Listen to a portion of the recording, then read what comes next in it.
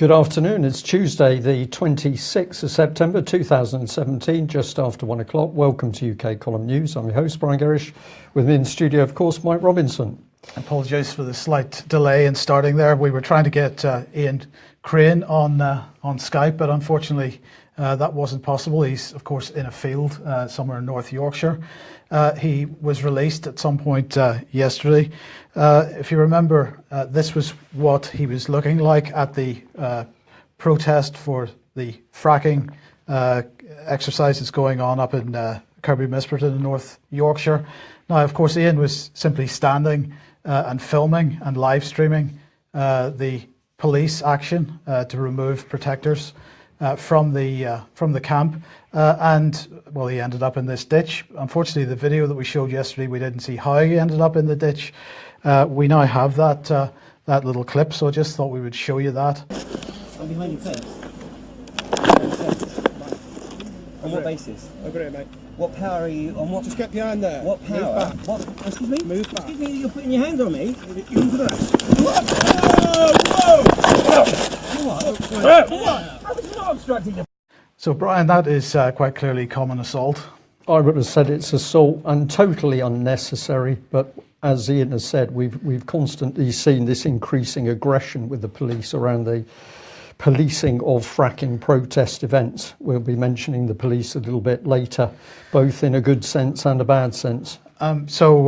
Unfortunately, we were planning on getting Ian on to comment, but he isn't able to. But nonetheless, we'll mention his event, which is taking place on Sunday, the 8th of October, in the Connaught Rooms in London. AV 8.1. Ian runs the Alternative View event every year, of course. This is an interim days event. You will be speaking, Brian. Patrick Henningsen will be speaking. Dr. Graham Downing will be speaking, and Ian will be speaking as well. So I'll just add in there, Mike, that we did hear from Ian Crane this morning that he was arrested. He spent about 2 hours in custody and then was released without any charge. So his opinion was that he was arrested to take him off the scene, to stop him filming the rest of the activities by the police. So it's interesting. The police now can simply take you off the streets, hold you for a bit, push you in a ditch. But as long as the commercial activity that the government's approved goes ahead, that's all fine. Yes, absolutely. Let's move to the Middle East. Now, yesterday we mentioned the situation with regard to the referendum over the Kurdish demands for a nation. And we highlighted an article in Consortium News. So I'm delighted today that we can say we're joined by Joe Loria, the person who wrote that article. Welcome to the programme, Joe. Thank you very much. Thank you for having me on here. Just before we get into this, just to bring people up to date, Boris Johnson, our illustrious Foreign Secretary, had something to say about this issue. The UK, he said, does not support the referendum and continues to back the sovereignty and territorial integrity of Iraq. We believe that any referendum should be agreed with the government of Iraq. With our international allies, we proposed an alternative plan which would have seen negotiations take place between the government of Iraq and the Kurdistan Regional Government to address all issues of the dispute, and so on. The Syrians have chimed in on this as well, with their foreign minister commenting and saying, that actually we can sit down with our Kurdish sons and reach an understanding on a formula for the future, but only once ISIS is defeated.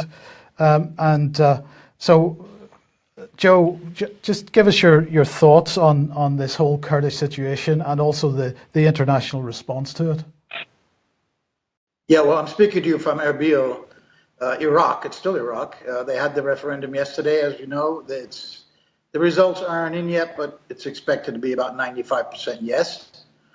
The international response has been, in my opinion, a little bit overreacting, especially by the neighbors. There's only one country that has come out in favor of the referendum and said it would support Kurdish independence and sovereign Kurdish state, and that is Israel, which we could talk about a little bit later.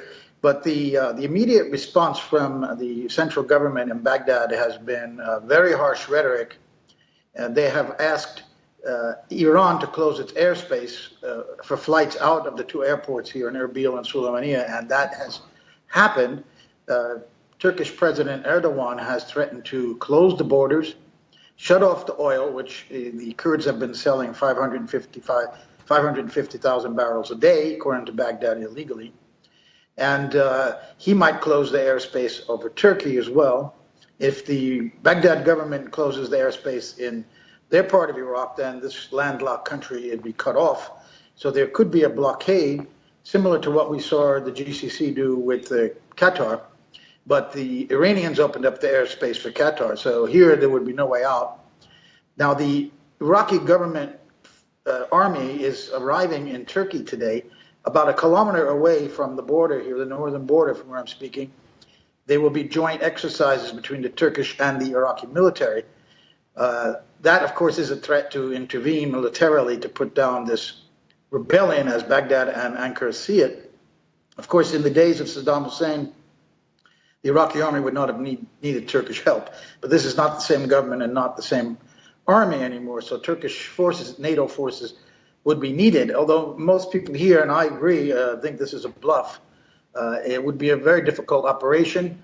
The Peshmerga are a very hardened, well-known fighting force. Of course, they'd be defending their own territory.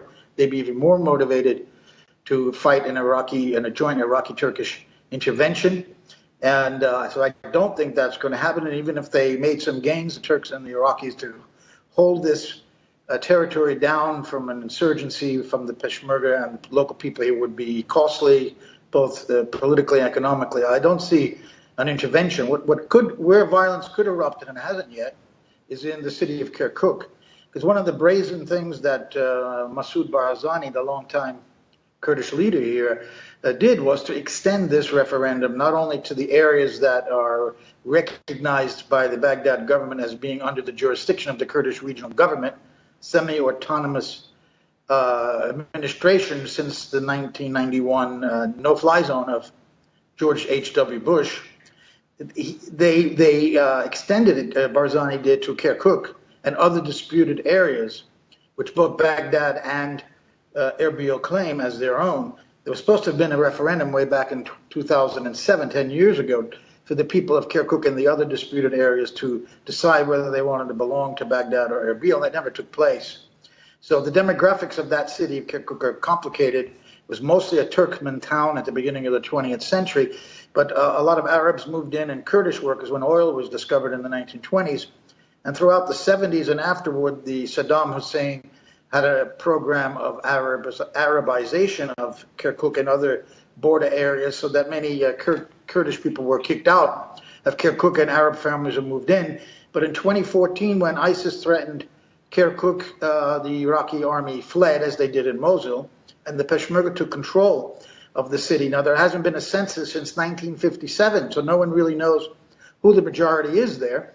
And the city is claimed by Turkmen, Kurds, and Arabs. So if, the election results are not in, but it looks clear that Kirkuk voted for independence from Iraq. The governor of the Kirkuk province is a Kurd. He was fired by the central government, but he has refused to step down. So there's a Shia militia group, of course, backed by Iran, have threatened to fight in Kirkuk against Kurds if Kirkuk becomes part of an independent Kurdistan. What's important to understand is that even though they voted yesterday to become independent, there is not going to be a declaration of independence. This Barzani has said, and other Kurdish officials, that the referendum is solely to be used as leverage in negotiations with the Baghdad government leading to independence, and that would mean drawing these borders, which is very sticky. So the Kurds themselves are expecting a 1 or 2 year negotiation, but the international response has been totally against, including the United States. So, Joe, how much of this situation is being manipulated by international players in order to increase tension in the region? I mean, this must be a potential powder keg here. It is. I don't think that anyone outside of this region wanted this referendum. I sincerely believe that. Certainly the Iranians, the Turks, and the Syrian government as well, and Baghdad, all of whom have restive Kurdish populations, did not want to see this referendum. There were celebrations in the Iranian Kurdish areas last night.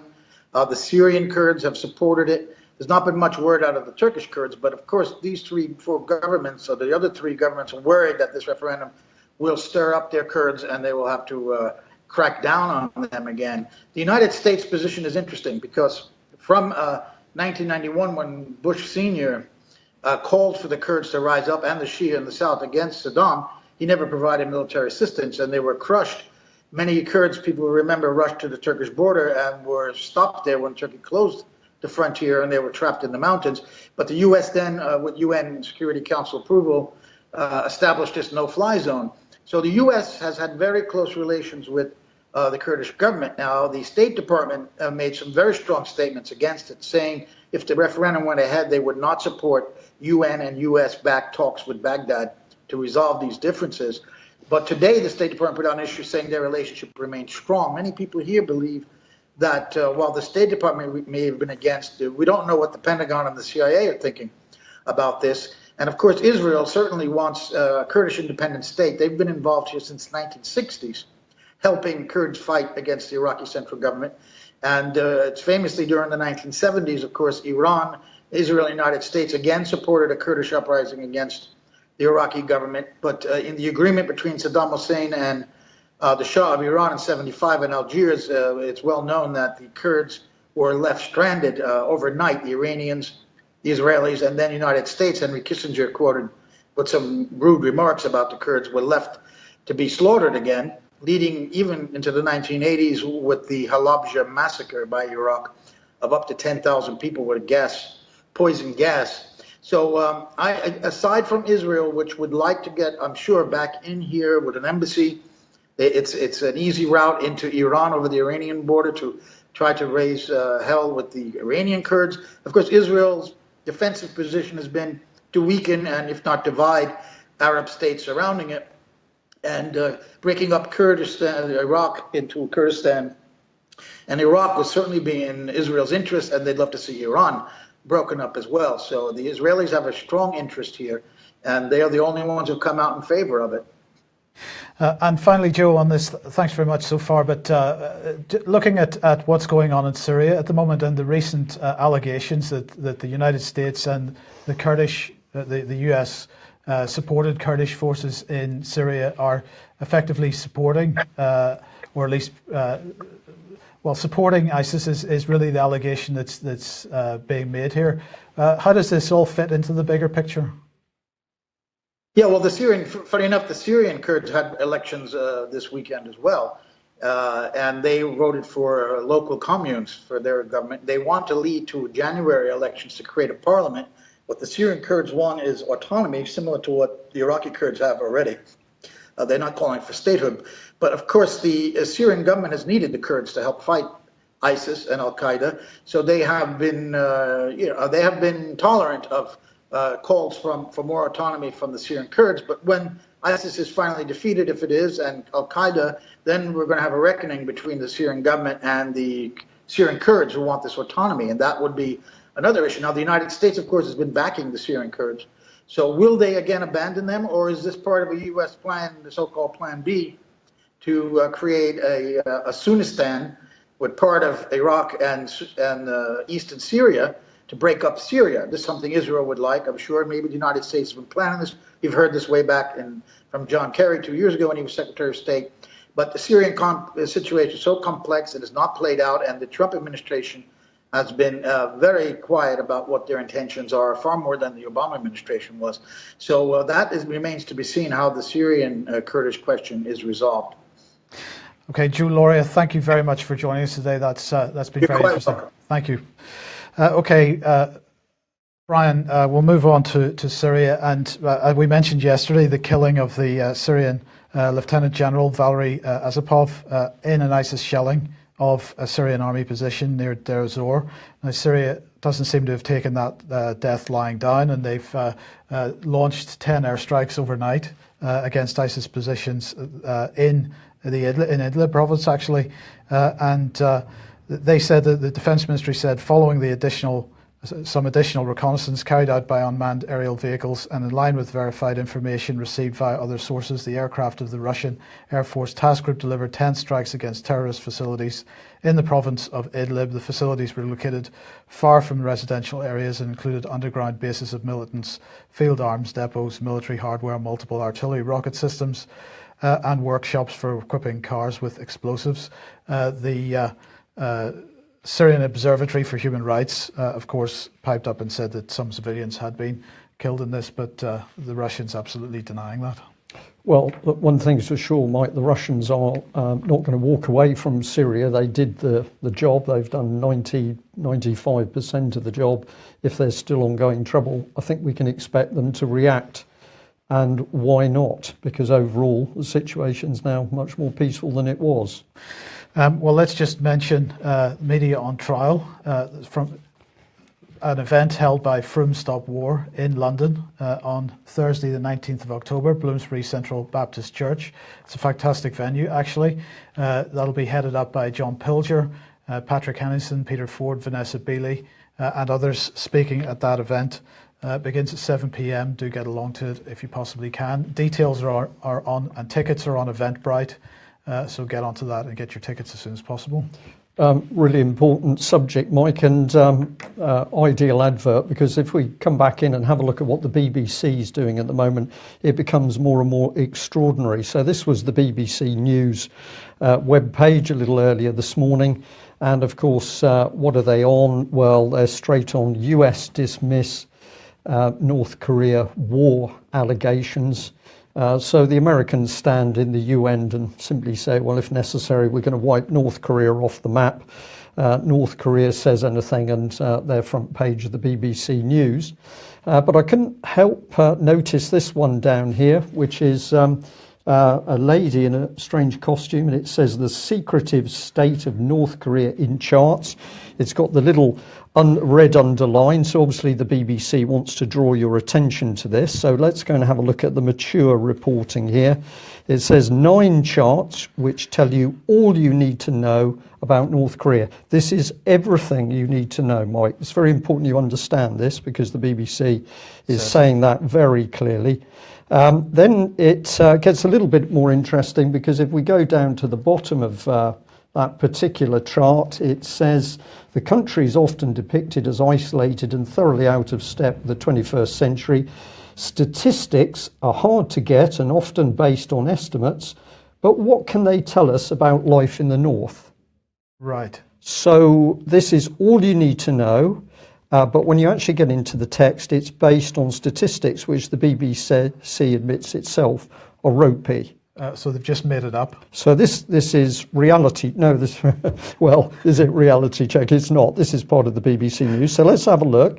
I won't bring in all the charts, but basically in the West we have democracy, South Korea democratic, but in the North it's just a dynasty. Military might, well, very big on that, of course, because North Korea is being depicted as this immensely dangerous world power.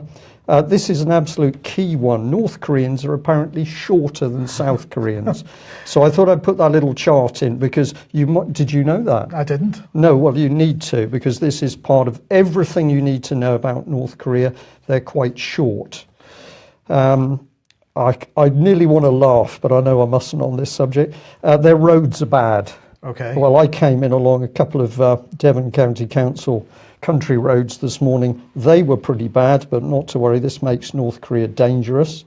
Coal is king. They're very naughty people because they're exporting coal, and that doesn't fit with the climate change, global warming agenda, etc.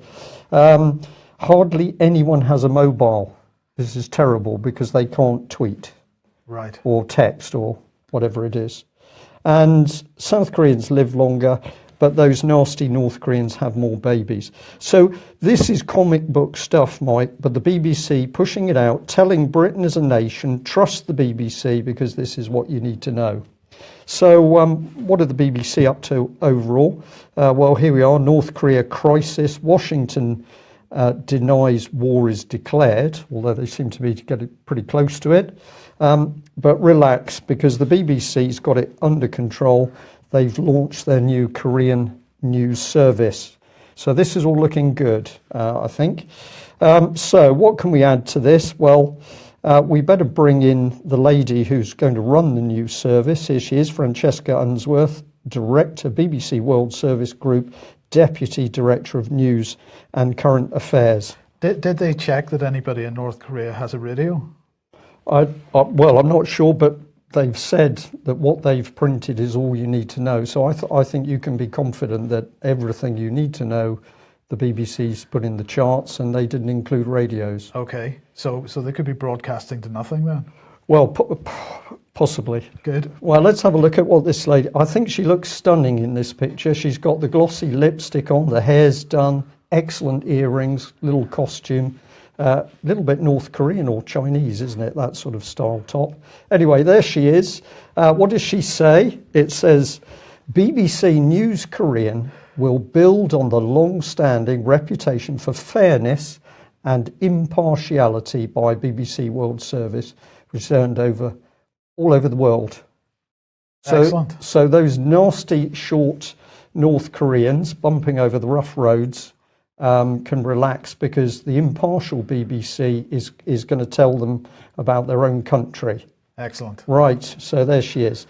Well, she didn't actually say this, but the article did. We're independent, apart from the fact that BBC Korean is one of 12 new BBC language services funded by a 291 million grant from the British government. Is that a new grant on top of the £3.9 billion they already get? It would appear so. So this is not an independent BBC broadcasting channel. This is British government propaganda hidden under the surface of Francesca Unsworth organisation.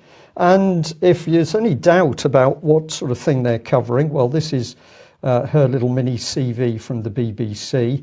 The one I was interested in is she is actually chairing BBC Media Action. So the very BBC charity that boasted it put people on the ground in Syria to help destabilise the government, she's heading up that organisation. And if anybody doubts what we're saying, if you just Google for the BBC and Media Action on the UK Column website, you will come up with a number of articles warning that the BBC has been subverting countries overseas for a great many years. It's all in front of our eyes, Mike, if we just sort of dig in that little bit deeper. But I noticed that Joe Laureate earlier mentioned the importance of the referendum, and it's taken BBC Reality Check to come out with this masterpiece of creative writing. Do referendums bring about change? Now, if you're worried about this, the basic message in this article is not really. Right. You can have them. You might have a referendum on staying in the European Union, but it doesn't really mean anything, because they don't always achieve what you hope.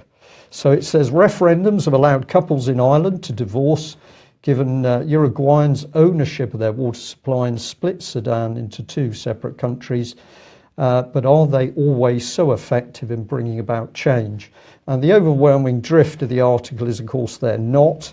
It says they tend to work better if they're supported by the government. Oh, really? Yeah, if the government doesn't support the referendum, it doesn't take any notice of what the people say, and they don't tend to work so well. Oh. So that was a useful bit of... They didn't have a chart on that, though. And then it says, as a result of referendums, change is not guaranteed. However, in some cases, such as this week in Kurdistan, there we are, the referendum is advisory and not binding. Just like the Brexit referendum? I think that final one there, which was towards the end of the BBC article, is to drift into people's mind that despite 17 million people voting to come out of the European Union, it was only a referendum and just advisory. So there we are. Pay your BBC licence fee to get full value from that analysis of North Korea. Yes, good stuff. Now, Brian, another day, another NATO exercise, because, you know, we have to get into hysterics about Russian exercises. Zapad 2017 is over now, but we're still hysterical about it. But another NATO exercise taking place. This time, this is all about disaster response. 34 nation and partner countries gathered in Bosnia and Herzegovina beginning on Monday for this year's Euro-Atlantic Disaster Response Coordination Centre exercise. It's over 5 days, 1,200 participants from NATO and partner countries, and it's going to test international cooperation and interoperability in disaster response, including water rescue, chemical, biological, radiological, and nuclear detection, protection, and decontamination. Now, Brian, this is an exercise. It's taking place in Europe. It's involving multiple countries. It's supposed to be about disaster response. But correct me if I'm wrong, but there've been some disasters happening in the Caribbean and in Mexico in the last couple of weeks. But there doesn't seem to have been much of a disaster response to those disasters. Well, the British military units have been sent out, and that has been reported. But the key point, as you say, Mike, is that very little was made of it. This is all routine. It's all normal. It certainly hasn't been any kind of international response. No. So we're exercising on an international basis for disaster response, but we don't respond to disasters. Okay, so that's what NATO's been up to. Several international organisations and NGOs are also going to be involved in this exercise, including the United Nations Office for the Coordination of Humanitarian Affairs, the European Union, Save the Children, and the Red Cross Society of Bosnia and Herzegovina. So that's fantastic. Money well spent there, I would say. Now let's move on to Brexit, because the next stage in the charade is taking place beginning today, because David Davis was over meeting his European counterpart. He said, we expect this to be a busy week, one that will set us on an important path towards our future partnership. And here we go again. This is not about leaving the European Union anymore. This is about building a future partnership. He said the Prime Minister's speech on Friday set out clearly the leadership and flexibility needed to make the success of these negotiations. On the financial settlement, as part of a smooth and orderly exit, we will not want our EU partners to worry. We don't want them to worry, Brian. We don't want them to worry, and they will need to pay more or receive less over the remainder of the current budget plan as a result of our decision to leave or not. The UK will honour commitments we made during the period of our membership, he said, but it's obvious that reaching a conclusion on this issue can only be done in the context of and accordance with our new and deep and special partnership with the EU. We are not leaving. It's certainly deep and it's special because, of course, as David Ellis confirmed again last week after a tweet by the Commandant General Royal Marines, the EU military, that unified command and control coordination structure, is now fully set up inside the British military. So the military unification has already happened. They can't break it. No. They've just got to twist it. We're going to redefine the partnership. Well, in the meantime, Theresa May, in fact, Donald Tusk is coming over to meet Theresa May today. And he said that he's keen and eager to see how Theresa May's, what's going to come out of Theresa May's speech. He is meeting her, having had a pre-briefing with Michel Barnier, who David Davis was meeting today. So Tusk is really excited to come over and meet Theresa and see what can be done about it. But you were talking about security and defence a second ago. And in fact, Boris Johnson is in Romania, or has been in Romania, and he had this to say. Hi folks, here at Bucharest Airport in Romania after a whistle-stop visit, just to get across the key message about the 500,000 Romanians in the UK. We love them, we value them, we're going to protect and respect their rights. That's what the Prime Minister said in her Florence speech, as well as, of course, making commitments on money and unconditional defence of Europe from the UK. So, positive. So, Brian, unconditional defence of Europe by the UK. We are in this defence agreement, and that is it, unconditionally. Unconditionally. And the other thing to watch with this, of course, is absolutely no real debate in Parliament amongst MPs. Backbenchers now are just sort of people who turn up. There's no real debate. It's an internal shadow government cabal that's making these decisions. So we've got the facts on defence, but the other thing, of course, what hypocrisy from Boris Johnson about protecting Romanians in this country when we know perfectly well that migrant community members, particularly in Sheffield, having their children taken away from them, mothers who attempt to protect those children, their names are released via the police and social services back into their communities, women assaulted, beaten up, raped. This is the reality of the treatment of migrants in UK, because of course people like Boris Johnson simply are not telling the truth about these issues. Okay. Well, if we talk Europe integration and the military, the other thing with it is the police, and we know that Britain's police have also been integrated into the military system. Well, yes, but before we get to that, we've got the General Assembly of Interpol, which is taking place in China this week, in Beijing. It was opened by President Xi, who offered support to protect the world's security and stability. He said he's going to also continue to support Interpol to play an even more important role in global security governance. Now, of course, this is an international policing organisation. They are wanting to develop this even further. On screen at the moment, we have Jan Jambon, who is the Deputy Prime Minister and Minister of the Interior and Security for Belgium. He's speaking today. He was speaking today, and also Rod Rosenstein from the United States will be speaking later on this afternoon. Really, they're talking about terrorism, extremism. They're saying that everything involves around intelligence gathering, data gathering, and he said that Interpol has a role to play in this area. If the international exchange of information had worked better, he said one of the terrorists of the attacks of March 22nd, that's in 2016 in Brussels, would have been arrested earlier. So they are promoting the notion that we've got to merge intelligence gathering operations among police forces globally, and they really want to push Interpol, yet another global governance organisation. They absolutely do. This is part of the coming global governance itself. And let's bring in this man, Sergeant Tangy from Devon and Cornwall Police. Now, we talked about him with Ian Crane. He's the Twitter guru from Devon and Cornwall, but he's also one of the armed police, and he seems to like his weapons and black clothing. This is one of his latest tweets. He says, "I want to do a bit of a shout out for PC Dan Graham, who is in the Britain's Got Talent semi-finals. The thing I like about this is that it's making police officers seem more approachable. Sometimes politicians and media tend to show a side of us that we feel uncomfortable with.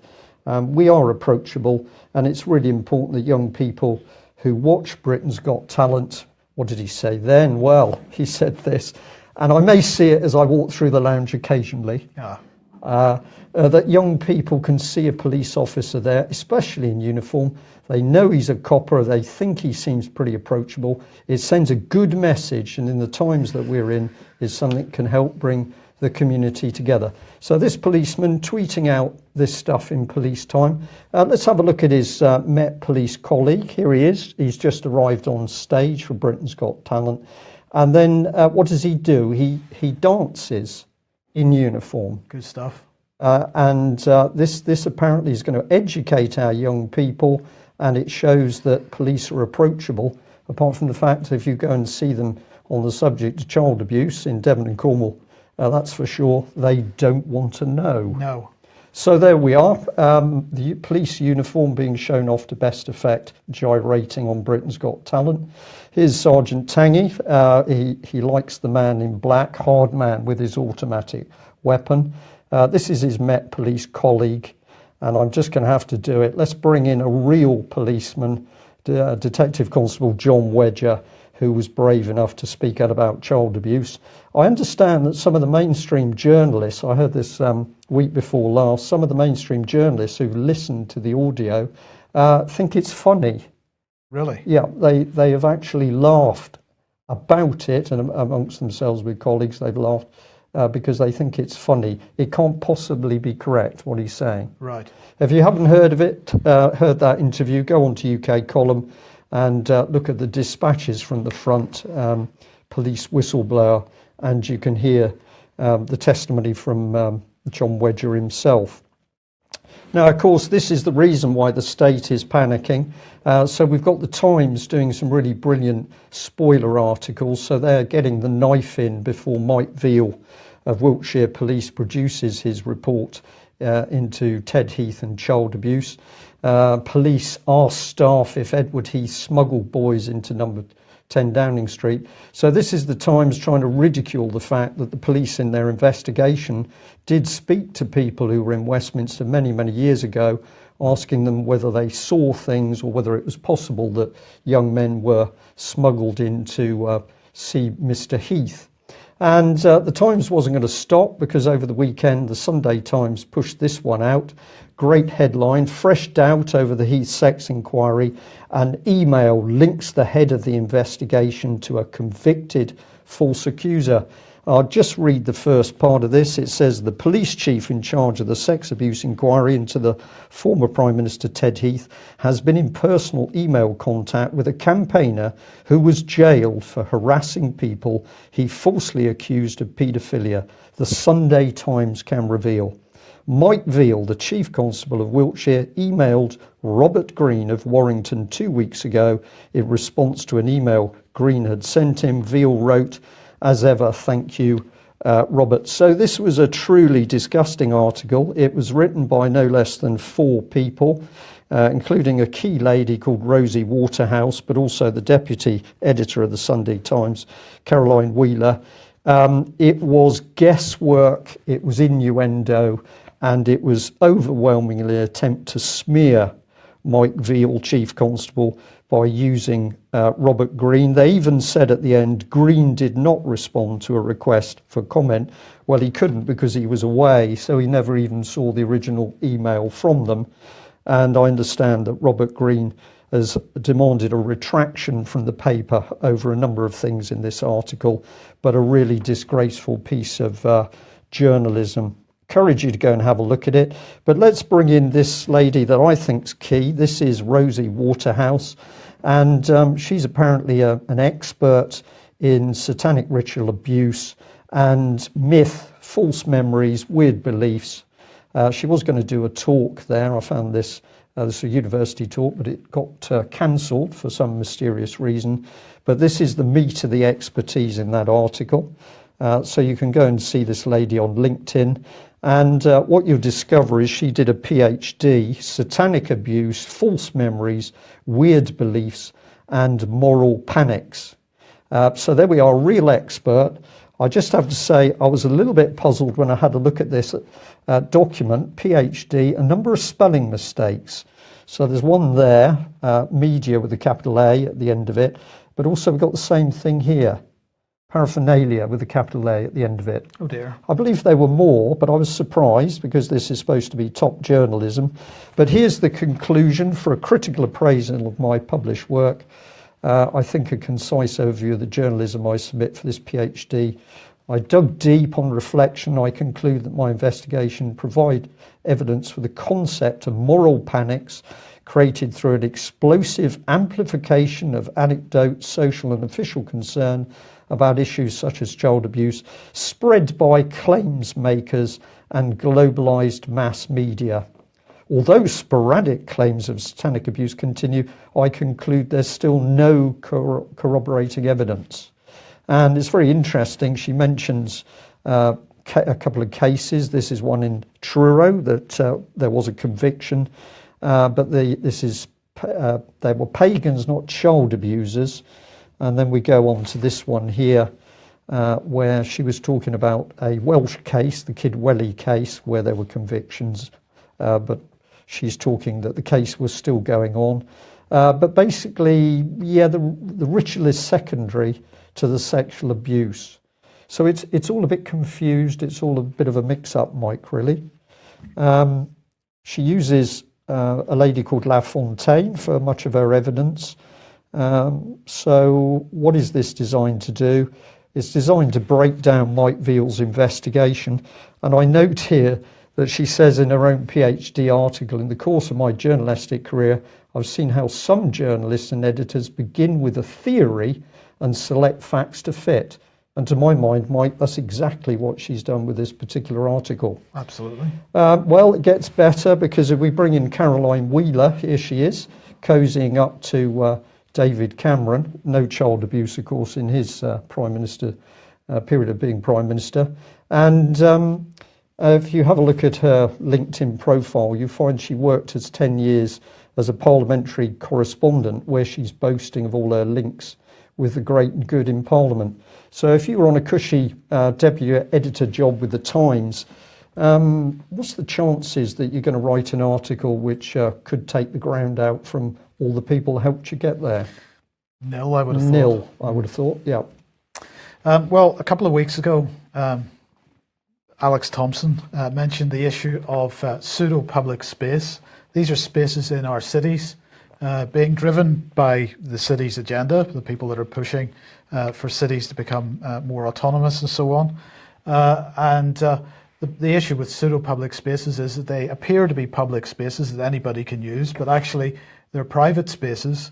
And if you set foot on those private spaces, you then fall under certain terms and conditions of use. People aren't necessarily aware of what those terms and conditions are unless they go out of their way to find out.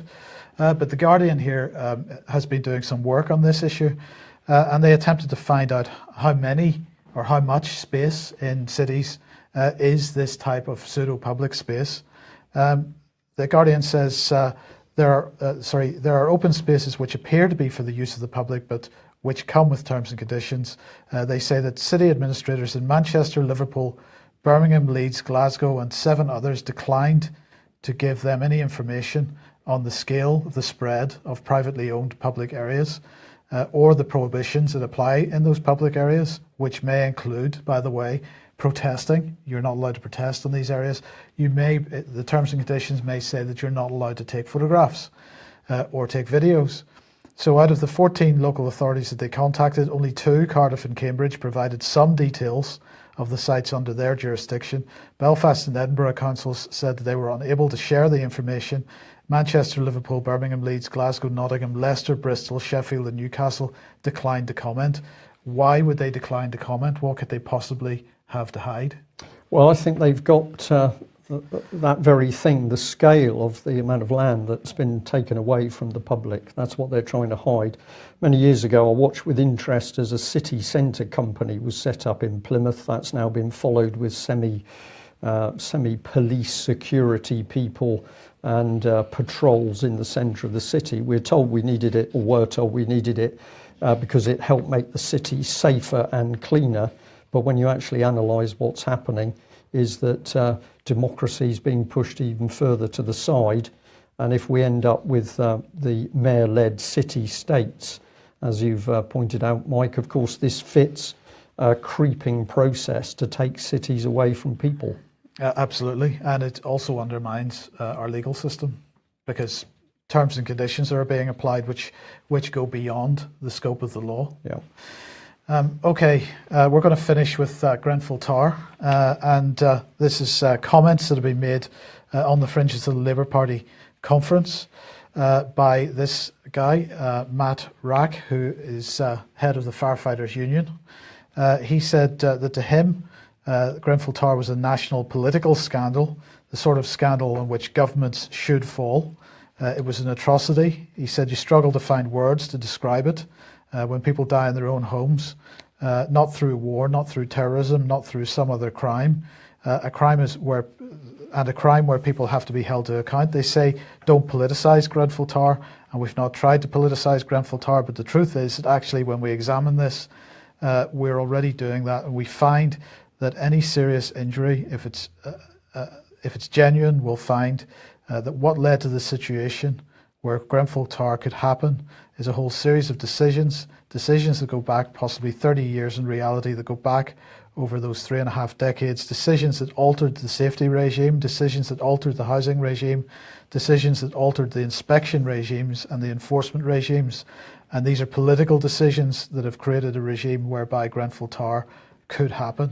So he was pretty outspoken about this. And Emma Dent-Code, who's the local MP, was also speaking at that event and saying that she's just witnessing continuing unprecedented incompetence, as she describes it.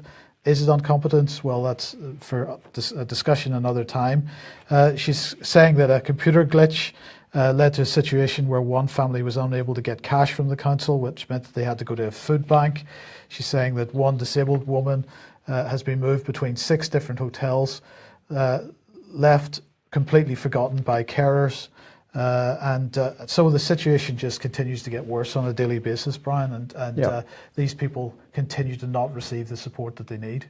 No, and to come back to the comments from the firefighter, what he's really talking about is policy, that if you go back, you can see the policy statements that were leading to this situation we've arrived at. Are those policy decisions, are they just coincidental? Is it incompetence? That's what we're always told. But actually now you begin to put the pieces together, we can see that there is intent in these policies. Yes. What was the intent? Get that tower out of there. Thank you very much for joining us. We will be back at the same time tomorrow. If you're not a subscriber of UK Column, please consider taking out a subscription and or making a donation. We can only do what we do with your help and financial support, and our budget is somewhat less than the BBC's 3.74 billion, plus the extra 220 million for a few new channels. Thanks for joining us. Bye-bye.